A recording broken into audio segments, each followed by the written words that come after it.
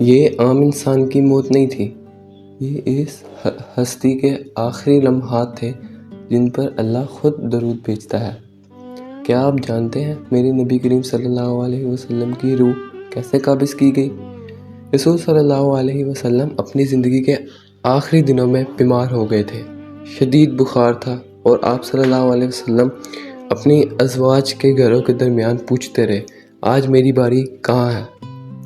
آخرکار آپ صلی اللہ علیہ وسلم حضرت عائشہ رضی اللہ عنہ کے گھر میں ٹھہر گئے، اور وہیں آپ صلی اللہ علیہ وسلم کے آخری لمحات گزرے۔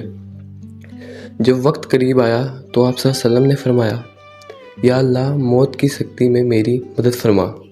حضرت عائشہ رضی اللہ عنہ فرماتی ہیں کہ میں نے دیکھا آپ صلی اللہ علیہ وسلم مسواک کرنا چاہتے تھے، میں نے اسے نرم کیا اور آپ صلی اللہ علیہ وسلم نے مسواک کی۔ پھر وہ لمحہ آیا جب موت کا فرشتہ آیا، اس نے فوراً روح قابض نہیں کی بلکہ اس نے پہلے اجازت مانگی۔ پھر آپ صلی اللہ علیہ وسلم نے آسمان کی طرف دیکھا اور فرمایا، میں بلند ترین ساتھی اللہ کے پاس جانا چاہتا ہوں، اور پھر نہایت نرمی، عزت اور سکون کے ساتھ میرے نبی کریم صلی اللہ علیہ وسلم کی روح قابض کی گئی۔ حضرت عائشہ رضی اللہ عنہ فرماتی ہیں کہ آپ صلی اللہ علیہ وسلم کا سر میرے سینے اور گلے کے درمیان تھا، اور اسی حالت میں آپ صلی اللہ علیہ وسلم دنیا سے رخصت ہوئے۔